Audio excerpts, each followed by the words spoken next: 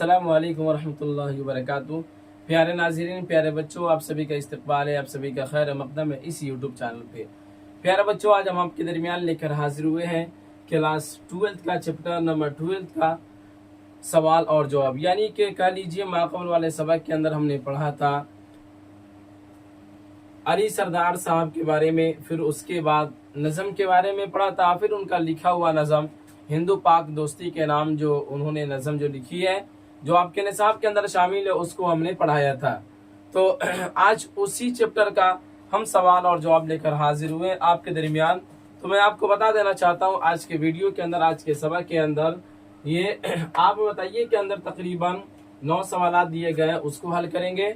फिर उसके बाद मुख्तसर गुफ्तगू तकरीबन 6 सवाल वहाँ दिए गए हैं, उसको फिर हम हल करेंगे।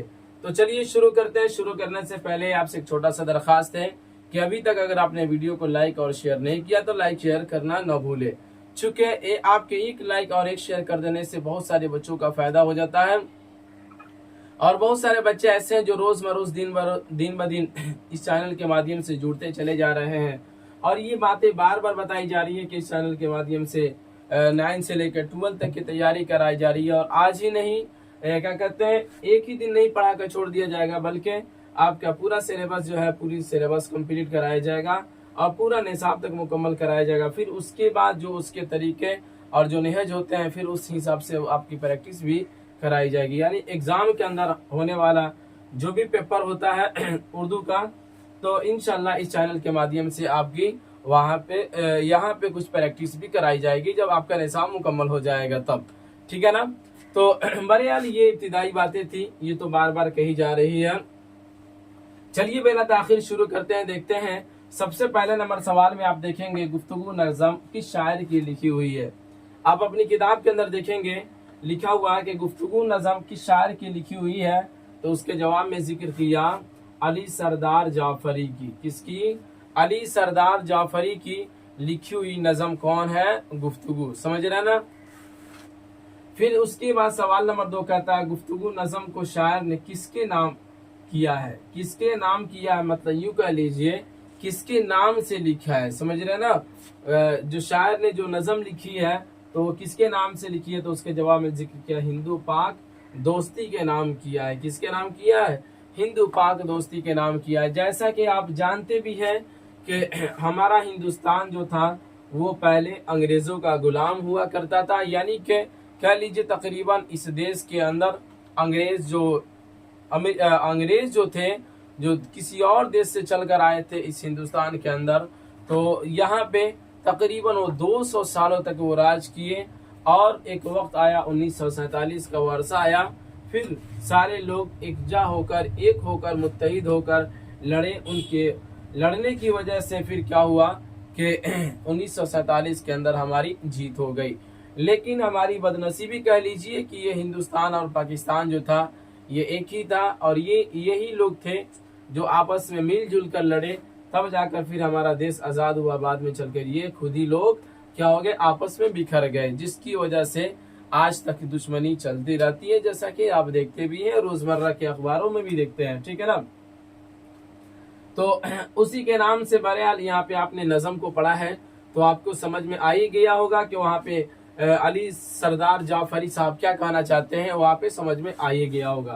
तो इन्होंने गुफ्तगू नज़म को शायर ने हिंदू पाक दोस्ती के नाम किया है। सवाल नंबर 3 कहता है शाम मुलाकात कब तक चलेगी का जिक्र किया।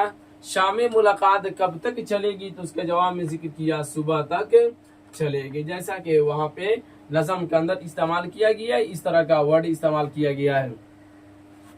सवाल नंबर 4 कहता है अल्फाज के हाथों में क्या है। सवाल नंबर 4 में क्या कहा, कहता है अल्फाज के हाथों में क्या है, तो उसके जवाब में जिक्र किया संगे दुश्नाम है। क्या है?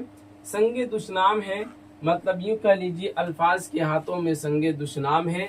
संग के माने होता है पत्थर और दुश्नाम के माना आता है गाली गलौच, ठीक है ना। यानी कि कभी अल्फाज, बुरे अल्फाज जो होते हैं उसी को क्या कहा जाता है, दुश्नाम कहा जाता है।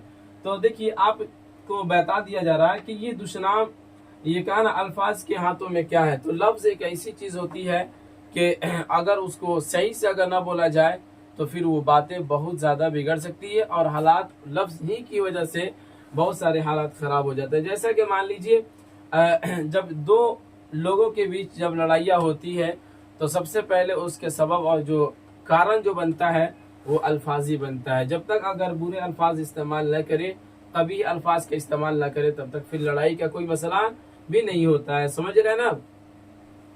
तो उसी को कहा कि अल्फाज के हाथों में क्या है, तो संगे दुश्मनाम है। यानी कि समझ लो कि अल्फाज के हाथों में संगे दुश्मनाम है, यानी कि इस तरह का क्या कहते हैं वर्ड को यहाँ पे इस्तेमाल किया गया है। सवाल नंबर 5 कहता है तंज कैसा जाम छलकाता है। क्या कहा? तंज। ठीक है ना? तंज कैसा जाम छलकाता है, तो उसके जवाब में जिक्र किया तंज जहर का जाम छलकाता है। जहर का जाम। तंज, तंज कसना, किसी बात में तंज करना और उसको यानी कि कड़वी अल्फाज में ताना के तौर पे किसी बात को कहना, तो ये एक ऐसी बातें होती है जो क्या छलकाता है भाई? जहर ही छलकाता है। यानी जाहिर सी बात है, जब आप किसी को तंज कसेंगे तो उसको अच्छा थोड़ी ना लगेगा। किसी को ताना के तौर पर किसी कोई बात अगर उसके सामने जिक्र करते हैं या उसको बोलते हैं तो जाहिर सी बात है ये बातें अच्छी नहीं लगेगी। तो जो बातें अच्छी ना लगे वही तो जहर होता है। ठीक है ना?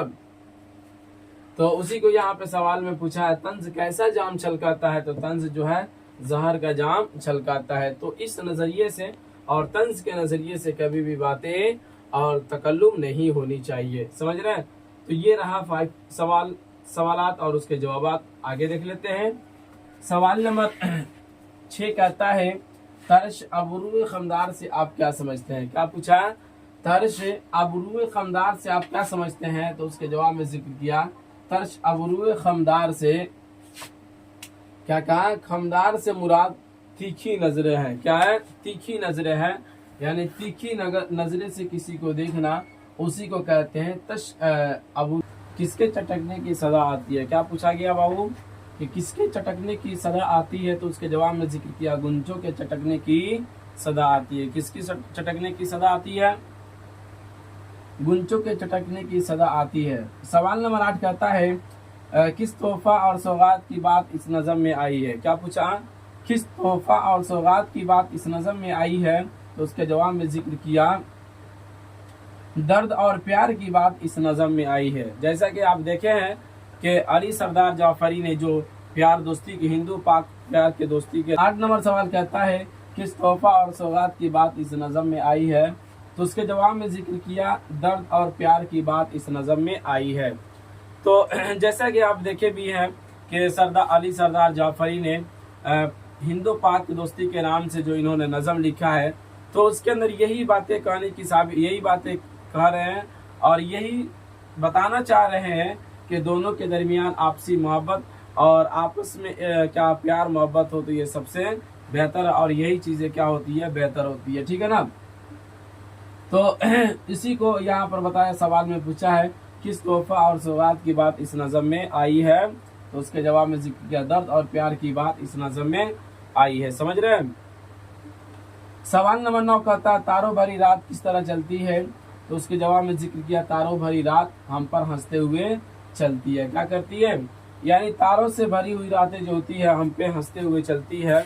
उसी को यहाँ पे सवाल में जिक्र किया कि तारों भरी रात किस तरह से चलती है, तो उसके जवाब में क्या जिक्र किया कि तारों भरी रात हम पर हंसते हुए चलती है। समझ रहे हैं?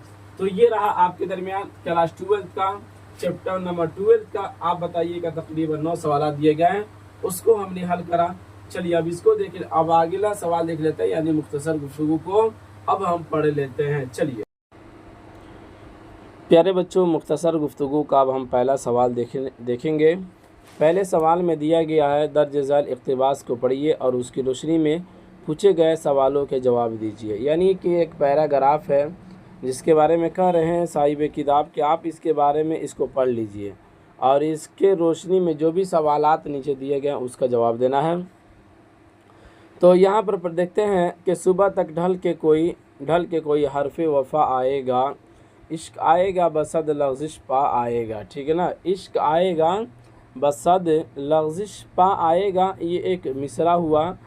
तो इसका देखिए पीछे नीचे में क्या सवाल और भी उसमें से कुछ टुकड़ा ये भी है कहते हैं नज़रें झुक जाएंगी, दिल धड़केंगे कांपेंगे, खामोशी बोसे लब बन के महक जाएंगे, सिर्फ गुंचों के चटकने की सदा आएगी। आपने पढ़ा है, ये नज़म है। नज़म इसका लिखने वाले कौन है? अली सरदार जाफ़री साहब हैं।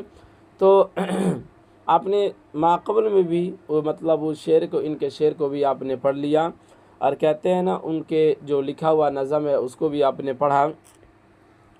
तो उसमें से देखिए क्या पूछा है, हरफ़े वफ़ा से आप क्या समझते हैं और ये कब और किस तरह से आएगा? तो खुद यहाँ पर जवाब ज़िक्र किया गया। देखिए जवाब, हरफ़े वफ़ा से मुराद मोहब्बत है। क्या है? वफ़ा से मुराद मोहब्बत है, और ये हरफ़े वफ़ा सुबह तक ढलने के बाद आएगा, सुबह तक ढलने के बाद आएगा। उसकी कैफियत ये होगी कि ऐश बनकर आएगा। जब आएगा तो निगाहें नीचे झुक जाएंगी, दिल धड़कने लगेगी और होंठ कांपने लगेंगे। यानी हरफ़े वफ़ा से जो मोहब्बत मुराद है, और इसके आने के जो वक्त जो यहाँ पे मुतय्यन जो किया गया वो सुबह आएगा, सुबह के ढलने के बाद आएगी। और फिर जब ये आए तो आने की कैफियत क्या होगी? तो ऐश बनकर आएगा। जब आएगा तो निगाहें नीचे झुक जाएंगे, दिल धड़कने लगेंगे और होंठ कांपने लगेंगे। समझ रहे ना? तो इस तरह से इसके बारे में ज़िक्र किया। सवाल नंबर 2 में देखिए, इश्क किस तरह से आएगा, लग़ज़िश पा के माना क्या माना है? क्या पूछा कि इश्क किस तरह से आएगा, लग़ज़िश पा के क्या माना है? तो उसके जवाब में ज़िक्र किया, लग़ज़िश पा के माना है लड़खड़ाते हुए पाँव के साथ। क्या है बाबू? लग़ज़िश पा के माना है लड़खड़ाते हुए पाँव के साथ, यानी इश्क भी इसी तरह लड़खड़ाते हुए पाँव के साथ आएगा। होंठ कांपते हुए, दिल धड़कते हुए, नज़रें झुकाए हुए इश्क आएगा। उस वक्त खामोशी और सुकूत ऐसी होगी कि गुंचों के चटकने की आवाज़ साफ सुनाई देगी। क्या करेगी? गुंचों की चटकने की आवाज़ जो होगी वो क्या करेगी? साफ साफ सुनाई देगी। ठीक है। सवाल नंबर 2 देखते हैं। कोई बड़ी चीज़ नहीं है, नज़म है और नज़म की तशरीह यहाँ पर किया जा रहा है। ठीक है ना? आप पढ़ेंगे, 1 से 2 बार पढ़ेंगे, समझ में आ जाएगी बातें। सवाल नंबर 2 कहता है कि नज़म गुफ्तगू का मुख्तसर खुलासा लिखिए। यानी कि आपने जो पढ़ा ना नज़म गुफ्तगू, उसका खुलासा लिखिए। तो जवाब देखें, ज़ेर निसाब नज़म गुफ्तगू के खालिक सरदार जाफ़री है। खालिक मतलब कह लीजिए उसके राइटर, उसके मुसन्निफ़ कौन है? सरदार जाफ़री। ये नज़म उन्होंने हिंदू पाक मसाइल के पस मंज़र में लिखी है और दोनों मुल्कों के दरमियान पैदा होने वाले मसाइल से निजात की तरकीब भी बताई है। शायर दोनों मुल्कों की तारीख़ से भी वाकिफ़ है, इसलिए उन्होंने दो मुल्कों के हुक्मरानों को मशवरा दिया है कि उन मसाइल का हल गुफ्तगू के ज़रिए ढूंढा जाना चाहिए। गुफ्तगू एक ऐसी चीज़ है कि जिससे दुनिया के बड़े बड़े मसाइल आसानी से हल हो जाते हैं। यानी कहने का मतलब ये हुआ कि युद्ध नहीं करना है, लड़ाइयाँ नहीं लड़नी है, बल्कि क्या करना, कोई भी मुसीबतें आती है, जो भी मसाइल दरपेश सामने में आए हुए हैं, उसको गुफ्तगू के ज़रिए हल किया जाए। ठीक है ना? शायर को भी हिंदू पाक के मसाइल का हल गुफ्तगू में ही नज़र आता है, इसलिए वो चाहता है कि दोनों ममालिक के दरमियान ऐसी मुलाकात जो इतनी तवील हो कि दोनों ममालिक के आपसी मसाइल और दुश्मनी आखिरकार ख़त्म हो जाए। यानी कि दोनों मुल्कों के दरमियान यही शायर कहना चाहते हैं इस नज़म के अंदर कि आपसी जो दुश्मनी है वो क्या हो जाए, वो ख़त्म हो जाए, और दोनों मुल्क जो रहे वो क्या रहे, प्यार मोहब्बत से दोनों मुल्क आपस में मिलजुल कर रहे। सवाल नंबर 3 कहता है कि दर्ज झेल इक़्तिबास की तशरीह अपनी ज़बान में करे। अपनी ज़बान में करे। देखिए यहाँ पे इसकी तशरीह करने को कह रहे हैं। हाथ में हाथ लिए सारा जहां साथ लिए, तोहफ़ा दर्द लिए प्यार की सौगात लिए, रेगज़ारों से अदावत के गुज़र जाएंगे, खून के दरियाओं से हम पार उतर जाएंगे। तो इसके जवाब में ज़िक्र किया, तशरीह मंदरजा बाला इक़्तिबास सरदार जाफ़री की ज़ेर निसाब गुफ्तगू से क्या है, माखूज़ है। ठीक है ना? ये नज़म दरअसल हिंदू पाक के मसाइल के पस मंज़र में लिखी गई है। इस इक़्तिबास में सरदार जाफ़री ने आपसी मसाइल के हल के लिए दोनों मुल्कों के दरमियान मुसालिहाना गुफ्तगू की मंजर कशी की है। चुनांचे शायर फरमाते हैं कि दोनों मुल्कों के हुक्मरान जब एक दूसरे से मसाइल के हल के लिए गुफ्तगू करेंगे तो उनसे बैनुल अक़वामी अमन को भी फ़रोग़ मिलेगा। दोस्ती का हाथ इस तरह बढ़ाया जाए कि दर्द का तोहफ़ा और प्यार की सौगात में साथ में हो। मोहब्बत का जज्बा ऐसा हो कि दुश्मनी के रेगज़ारों से साफ बचकर निकल जाए और खून के दरियाओं को पार करके एक दूसरे से भाई भाई की तरह मिल जाए। समझ रहे हैं? तो क्या कर जाए, एक दूसरे से मिलकर रह जाए। मतलब ये कह लीजिए कि यहाँ पे जो पूछा गया है वो यूं ही कहा गया है कि ये इसके तशरीह में यही कहना चाहते हैं कि दोनों मुल्क जो है वो मुसालिहाना गुफ्तगू करें और आपस में क्या करें, मिलजुल कर रहें और भाईचारगी के साथ क्या करें, दोनों अपनी ज़िंदगी बसर करें। समझ रहे हैं ना? तो ये चीज़ें थी जो शायर ने इस नज़म के ज़रिए इस बात को खुलासा करने की कोशिश की है। समझ रहे ना? तो ये रहा आपके दरमियान मुख्तसर गुफ्तगू के जो 3 सवालात दिए गए थे, उसको आपने हल करा। फिर उसके बाद आप बताइए के अंदर जो सवालात दिए गए थे उसको आपने पढ़ा। उम्मीद करते हैं कि आपको समझ में आया होगा। तो चलिए अब इजाज़त दीजिए, फिर मिलेंगे अगले वाले सबक में। इसी पर इख्तिताम करते हैं। खुदा हाफ़िज़।